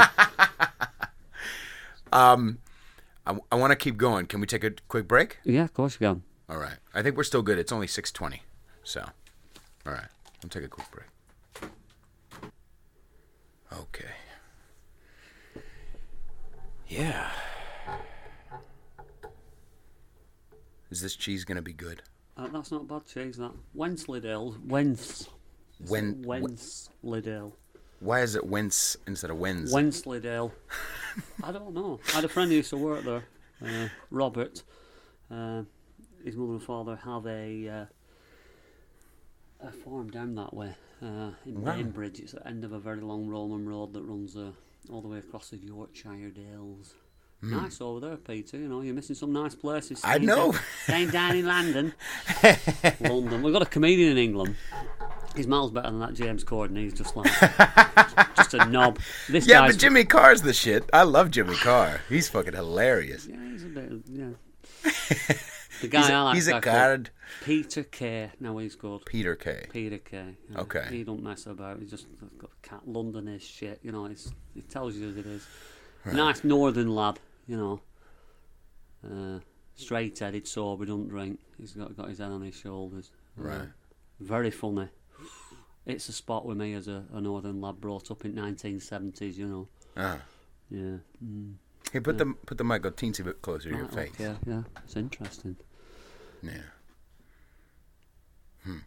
So, are we just taking off from what? I don't know what you do. It's like an interval, isn't it? Like, yeah. Like we used to have at the Picture Palace. I mentioned that to you today. You wonder what we're talking about. Yeah, what the fuck is a pic? I mean, I know Palace. I know what it is now. It's a movie theater, but no one calls it a picture palace. Picture Palace. So I think we were talking about. I guess you towards the end of hitting your bottom, you were talking about being suicidal and things like that. Yeah, it got a bit crazy, and then I'd dig myself out of it. I'd like stop popping pills that doctor gave me because they didn't work, and fixed on other things, you know, fixed on sex and all sorts of crazy stuff. And then this day came where I thought, you know what, I need to do something like spectacular so that everyone really knows who I am. Yeah. And I got this crazy idea that I were going to be there when the end of the world came, you know. And I sort of been doing a lot of drinking and looking on a computer. I really didn't know how to work, and looking at a lot of things what Richard Attenborough were talking about. When I was 45, in amongst some of the outdoor activities he had, I used to take a lot of people on weekends away and organise things, and these crazy weekends in the wild, and we used to go to Scotland and go for like weekends away in Scotland and hiking to the most remote pub on mainland Great Britain, and you know, all these, it were amazing. You know, we met loads of people on the way. Every time I've ever done anything in my life, Peter, it's always been some kind of adventure, and I've met people. Yeah, somebody, I was going to say, for somebody who doesn't like change, like in your corporate life, there's you go a lot of motherfucking places. Yeah, and I like meeting people. Right. That's relative to something I watched just recently, because you know, that spirit of adventure with the mountain biking and cycling and outdoor stuff, you know, camping, and you know, it's not long since I slung my tent in my rucksack and went out, and I just put my hammock in the back there, and I went up to stop up at a place called Wuthering Heights. I don't know if you've heard of that. I've heard of it. It's a place that the Bronte sisters wrote about. It's up on the moors, up on the edge of Yorkshire, and just slung the hammock up in between two trees and stopped the night up there. And you know, I've done all sorts of stuff, and I really enjoy it. But it's that escapism. It's that running away from the family. You know, going out the house and changing my situation, or running up the stairs and running away. So this has been deep seated in me, you know, to get away from things. And I thought we were going a bit crazy, you know, with this depression, and I'd be in and out of it, or up and down, like life was like a big roller coaster, some big highs and some lows, and in amongst it, relationships breaking up. And I thought, right, this is sort of normal for some people. Sure. But they got a bit of normality when they got children, or they got married, or you decided to like straighten out in life, and I didn't. A lot of motherfuckers don't though. Yeah, yeah. There's a lot of abusive parents out there. Yeah, but like when it came to things like, oh, well, I don't do drugs. That's not me. Right. I smoked that bit of weed, but I used to obsess on films, and I used to watch a film. It was all about revenge, and I watched it like 600 times when I lived in my flat. Like Not Normal. There's a film called Quadrophenia. Have you seen the film Quadrophenia? No, but I know about it. It's an amazing film. There's a scene in that where the guy, he's taking tablets, this young lad, and he's in the bath, and his mother pops her head round, and it's like, same scenario as me, but down London. This London lad, and mother pops her head round, she says, you know what, you're not normal. You're not normal. I thought, that's me. Right. That's my mum, just saying that to me. I thought, yeah, that's me. I'm not normal. Right. And I sort of liked it somehow. Yeah. But I finished up coming up with these crazy ideas and thinking life weren't treating me right. So I thought, I was going to have one big show, one last blast. So I got a few friends together and decided to celebrate my 50th birthday party on my 45th birthday in a cave in the Lake District. All right. And it's going to be a good do. So just made it big, got a DJ in, got people in, got sound system in, had all sorts of games, led everybody in this cave through a big tunnel, and had music and a lot of drink and stuff. And at the end of it, I just finished up an unbelievable mess.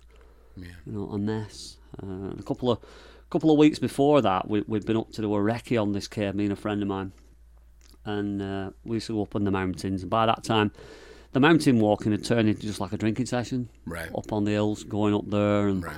I weren't looking at stars in awe and wonder. I was just getting up there and getting smashed. Weren't interested in walking. Weren't right. looking at any of the beauty or anything about what I were in amongst, and I knew it. And I had a few moments. There's a song come out not long since by the Swedish House Mafia called "Don't You Worry, Child," and it's basically a soundtrack to my life.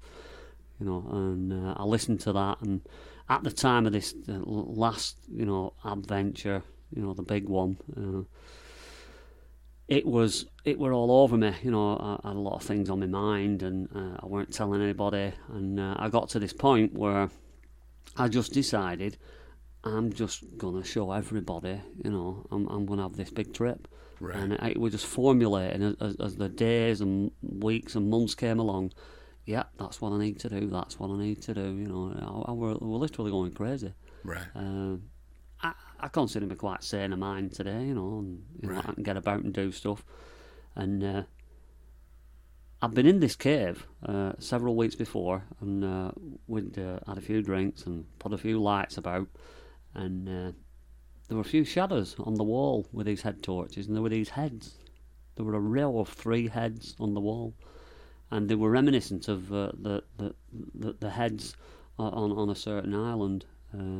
What I'd contacted on the CB radio a long while ago, and it came and go. It were fleeting and lost this moment. And the morning after were like just an unbelievable mess. There were tackle everywhere, and we just hauled his ass out of there and shot off back down to Lancashire. And it were another weekend.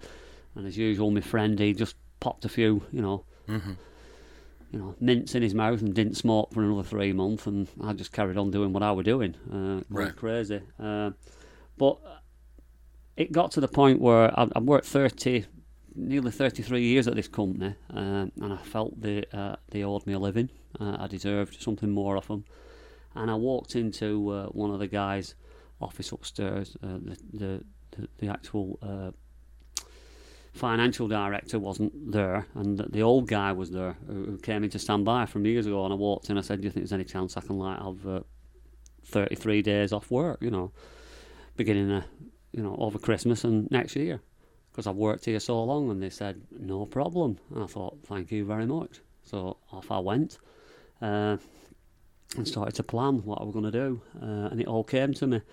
I'd already decided that I needed to be in this certain place when the world was coming to an end, and I just need to figure out how to get there, and it all just dropped into place. So I 14th of December in 2012, and I'd already done all the homework. We're all sorted out. I'd gone out and done it. Like I said, I can sort stuff out, get it done. Mm-hmm. These boots I'm wearing, I'd actually bought on the day when I went out into Manchester. I always just have a bit of Dutch courage before I went in there. off I went into Manchester, come out like, you know, I've been in and out, and that were it. Back to my little town where I knew what was going on, you know. Mm-hmm. You know, I was like the king in my own little throne there in the town, in my world. Got my dad under control and things. And he was frightened, my dad. When I came back from the Arctic Circle, he was very, very frightened, the look on his face. He knew I were getting disturbed. And he were brought up. His father died when he was young. And he'd seen a lot of my dad, you know. He were in Royal Navy in Second World War, and he volunteered, and lots of things happened to him. And he weren't well, and I didn't see it. He was missing my mother, and he was concerned about me. And before you know it, I'm off on my own doing crazy stuff again. And I was mixed up with people, and a lot of people, you know, sexually and doing all sorts of weird shit, you know, sordid stuff. What weren't really, you know, the norm, you know. Right. I got involved in all sorts of stuff.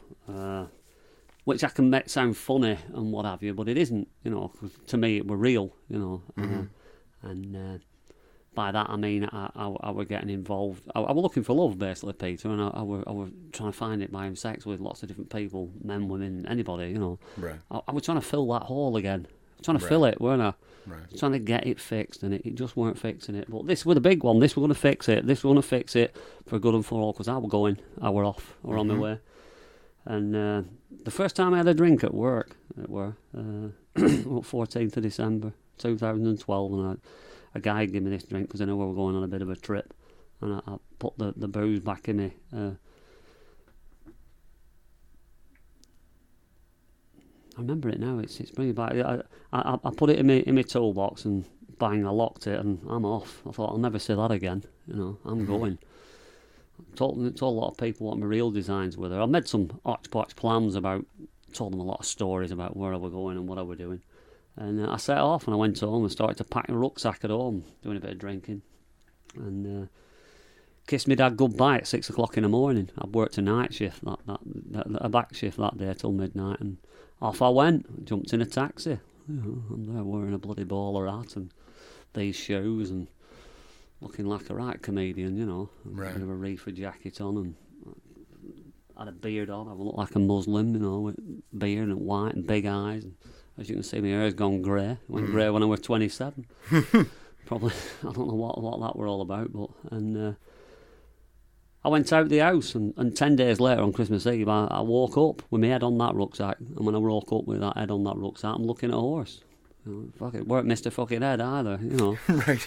I'm like, what the fuck, you know. And it came back again, what have I done, what's going on, you know. And there were a guy next to me. I was laid on a mattress on the floor, and it were all covered in rubble, and it was like in this kind of shed, like a three-sided shed. And this guy's next to me, half naked, with got a machete strapped to his leg. He's wearing my sunglasses. I've got these dirty dog sunglasses. He's got them on his head, and like it's a bit of a wreath round his head, and I'm like, what's going on again? You know, Right. Terrified, bewildered, frustrated, very desperate. I didn't know where I were, but You didn't remember any of the it 10 all days? started coming back to me, Peter. Okay.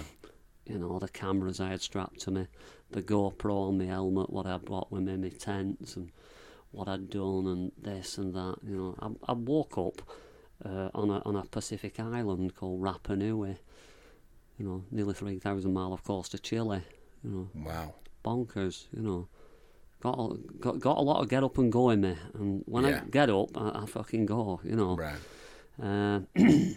and it was beginning of the end, really. You know, I went over a few things in my mind and started putting stuff back together, and I'd been robbed. I had like about $2,000 in Chilean pesos nicked off me, and my wallet, credit cards. My phone had gone, but it turned out he'd got it, and he got my camera, and you know, but he hadn't got my money. You know, a lot of unsavoury people live on Easter Island, you know, down in the ghetto in Angaroa.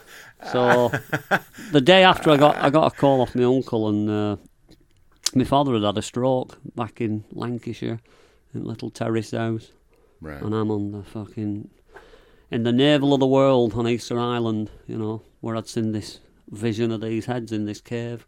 Right. A lot of connections, you know, and I acted on them days, you know, these directions I took. I went with them, and they led me to some places I needed to be, really, you know. Right. But I sort of come to a little bit that Christmas day, and I just wanted another drink. Right. That's the only thing we're going to take it away.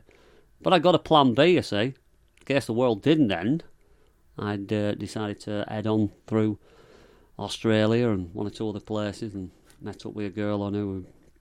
She'd been in jail for about 21 years for doing an armed bank robbery, a gang in Australia. And some guy I met when I was biking across the Swiss Alps, I met him, and then a friend of mine who were resident in Western Australia, so I like bounced around them places for a week or two. But you know, that terrifying day came again where I had to face the music and go back home, back to my little house and reality. I didn't like it, you know.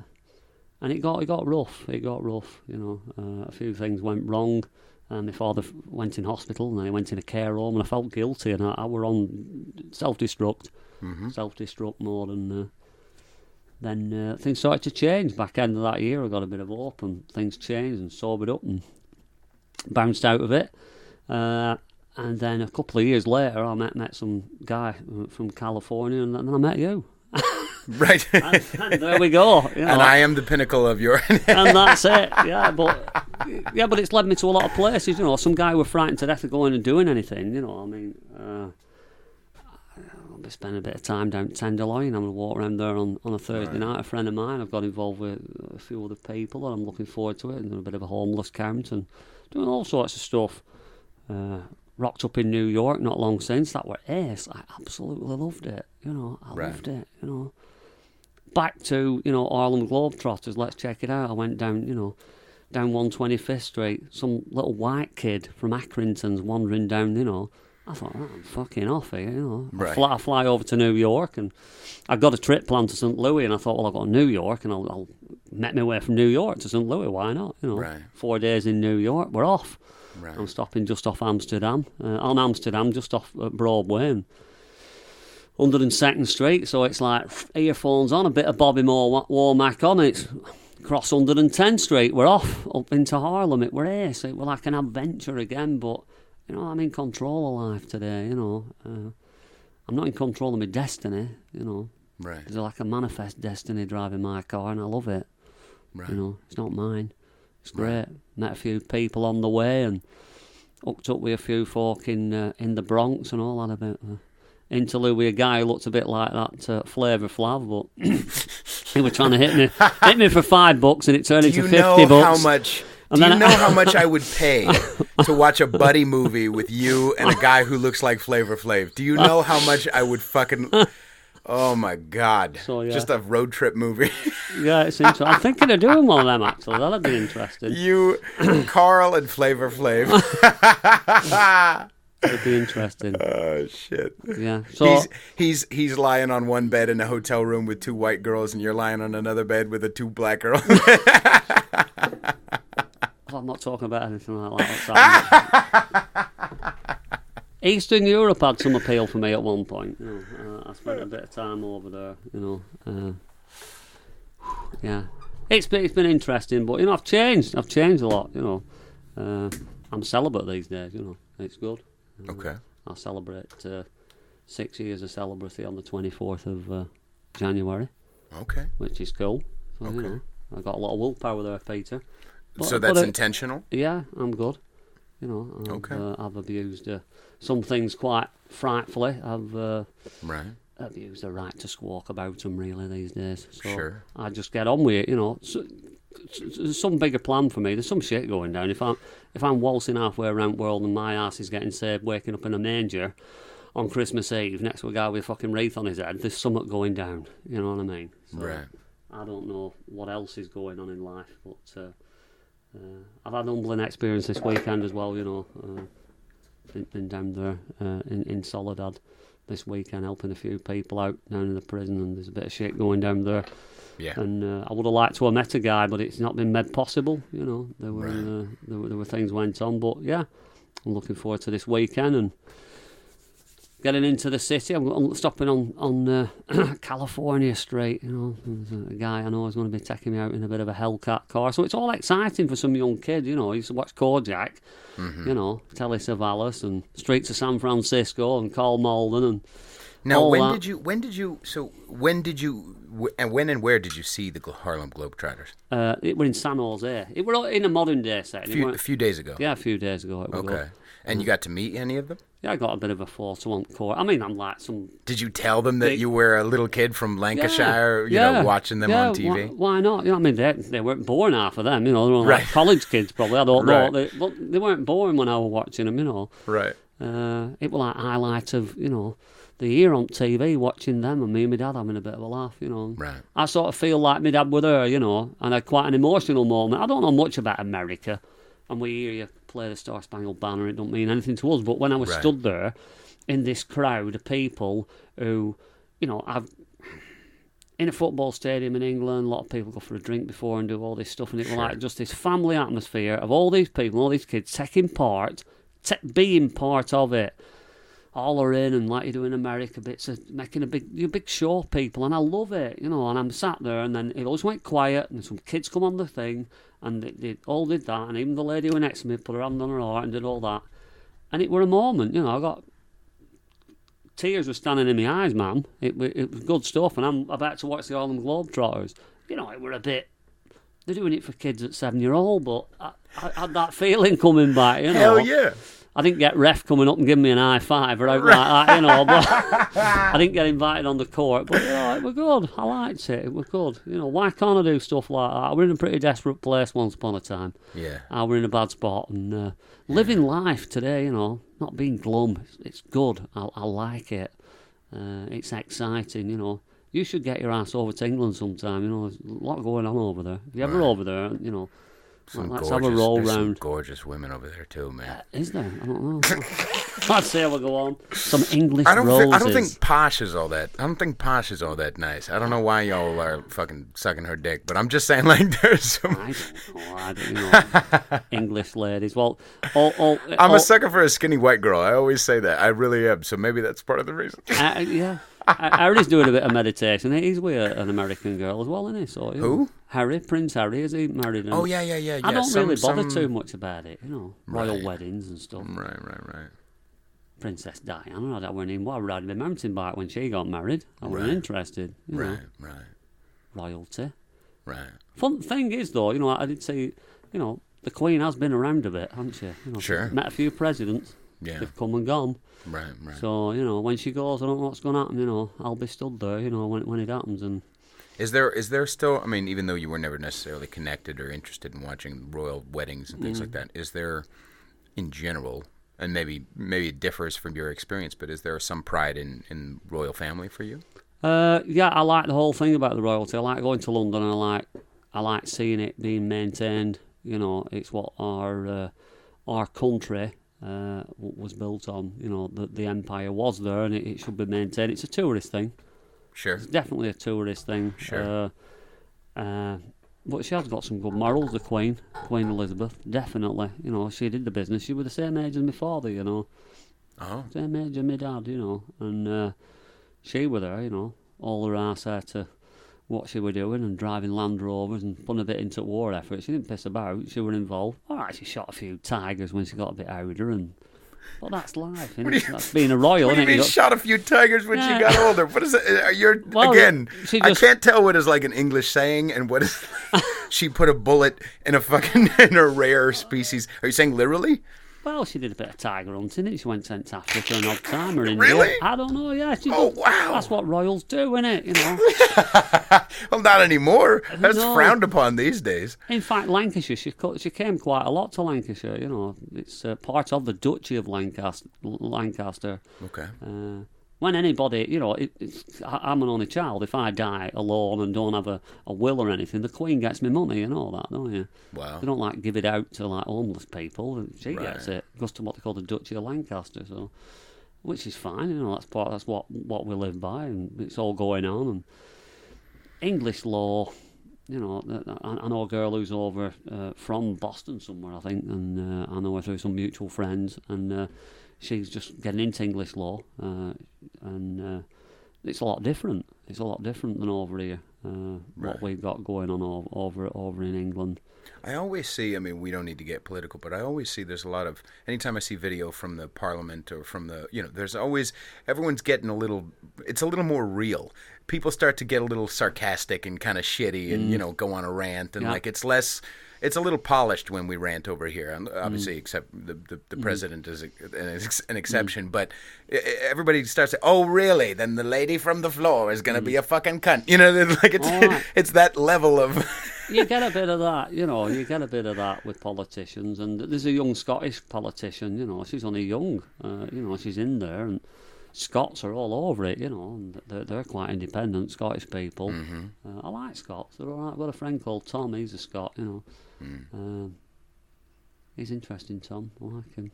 It's very interesting, the difference, because I didn't realize, I knew it was small, but I didn't realize you could get from here to, Southern Ireland, you're saying like a matter of 5 hours, 4 hours? As I just said, it's geographical centre of the UK. So Lancashire is not far from the Las Vegas of the United Kingdom. Ooh. Yeah, we got a strip. Shut the fuck up. We've got a strip, we've got the Eiffel Tower, so you've got to come over.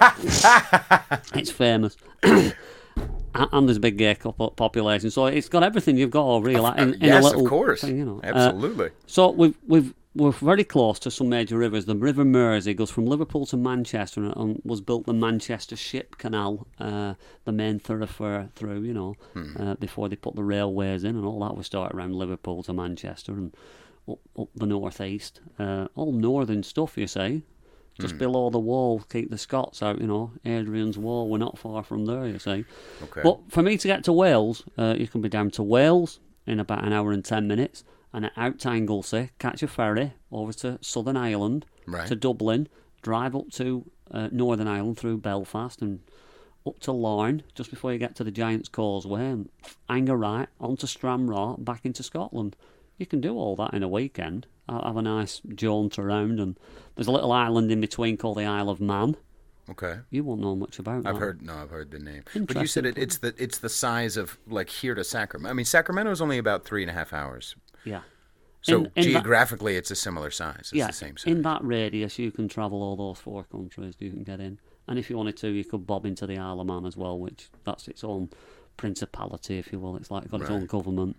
But I can't imagine here and Redding, as an example. Redding, California, obviously is more north. But even that as an extreme, I can't imagine, San Francisco and Redding have different accents. I just like that geographically made such a huge difference. That water, you know what I mean, and not just water, but just culture made that huge a difference, even though the geography is so close. The Highlands, weren't it? Even the Romans couldn't get into Scotland, could they? The 5,000, they didn't like that a lot. There's a lot of Viking shit going on, when the Celts came over, you've got Gaelic and Gaelic, the 2 different languages there, one in Ireland, one in Scotland, and it's good. And Welsh, they're very, very political, them Welsh, Years ago, back in the 80s, a lot of people from where I live and down in the south of England used to buy holiday cottages in Wales, and used to have a band of guys called the Sons of Glendower, and they used to go around. What the hell is that? Not the Sons of Anarchy, the Sons of Glendower. They were Welsh. They speak a different language. Wow. They got castigated in the Welsh by the English back then. Anyone. Like writing with your left hand if you spoke Welsh, and it were beaten into them. They got a lot of shit, We've a lot to answer for. But, you got them getting their houses burnt down and their holiday cottages, and because they've now got, independence, haven't they? The Welsh. So it's good to go and see these places. Beautiful places, Wales. It's lovely, The mountains of Snowdon. It's Southern Ireland's nice. Some big open roaming places there. And Northern Ireland's really special to me. I spent a bit of time there when I went out with that girl. And Scotland, of course, that's quite diverse. Up the east side is very different than the west side. You've got the Highlands, and there's no wild haggis running about like that, and there certainly is no Loch Ness Monster, but there's a lot of men in kilts, that's for sure. Yeah. So most of them don't wear any trousers underneath, so it's a bit of a different culture up in Scotland, a bit of a big drinking culture, but there's a lot of Brits live up there, a lot of English living up there. So, Where I'm going to finish up, Peter, I do not know. I'm in a bit of a transition period myself, so I'm looking forward to getting back and seeing what 2019's got for me. Right. I've got one last big trip over here in 2020, going over to Detroit. I don't know what that all's for me, but I'm going to Detroit somewhere. We're going to work on your rap career. Right. That's what we're going to fucking do. You got one shot. Right. That's all right. As long as all Slim Shady don't come out again, we'll be all right. Well, no, you have to be ready to fight. You have to be ready to battle spar. You have to go bars with him. Right. You never know, I might meet him one day. I'll have to introduce you to him if I ever do. I would love to see, because it's interesting to me. Maybe we'll wrap on this, but it's interesting to me to as an American, I never dreamed of English of England. You know what I mean? I've thought I felt it in my belly, like I'd like to go there one day, and that would be great. Blah, blah, blah. But there are a lot of Englishmen I've met who have dreamed of America. You know what I mean? And I wonder, even though we weren't the ones who started this, why there are so many people who want to come here. You know what I mean? I don't know. You've got a lot, Peter. You've got a lot. It's a big place. Some of the things I dreamed about when I went mountain biking, I saw a little bit as a clips, and I go, "Where's that?" It's like, that's Idaho. I'm like, I want to go. Like, most Americans don't want to fucking go to Idaho. Not at There's all. nothing there. No. I do. Like, what? I don't Apparently, know. there's a lot of potatoes and racism. Well, I'm out of all that. I would like to go. The Sawtooth Mountains of Idaho. They look amazing. Where else have I seen in America? Loads of places. So part of it is obviously the different geography, the different people, the vast differences in culture, obviously, here to even Los Angeles or to Arkansas or to all these different. So, yeah, that makes sense. Have you been to Canada? No, I have not been to Canada. No desire to go to Canada? No. It's one of your fucking provinces. Have you been? I haven't been. No, I had a friend of mine, and she had a 6-year-old daughter, and at the time, one of her... She was polyamorous, and she had a friend who she was living with at the time, Sure. and they had planned, and they got sponsorship to go from Halifax in Nova Scotia to the other side, all the way over the side to right, Vancouver. Isn't it New Brent? No, over that way. God damn it. Anyway, all okay. the way over, Wow. and they were going to do it by any way they could. And she was a bit of an outdoor person. Right. It never happened. He was an interesting guy. He worked on a bit of an animator, he was. But, yeah. Anyway, like I said, let's wrap it up. I've got things to do tonight. I want to get out Yes, there. of course. Did you enjoy your Queen Anne's? Yeah, they weren't too bad. Cherry liqueurs that didn't have any alcohol, which was great. Right. Lovely. Cordial, they're called. Cordial cherries. Yeah. Cordial cherries. They're nice, milk chocolates. Anyway, listen, make sure you knock some of that cheese down. I will. I will eat it with cracking toast. And when you find out when Independence Day, if it's actually going on, I just seen it. I thought I'd get him there. I don't know. I don't know if I know. If you shoot, you're not allowed to shoot us, even though you're from a different country. Right. You cannot claim diplomatic immunity. Ladies and gentlemen, I hope you have enjoyed this. And we're plugging, of course, Lancashire sauce. Can people find this online? It's actually, it's produced in a small Lancashire town called Ramsbottom. Of course it is. Which no, it is. That's where it's No, from. I know. No, I'm not saying. I'm saying, of course it is, because it's just so ozzle twizzle. My friend Dave is having a city break in Bratislava this weekend with his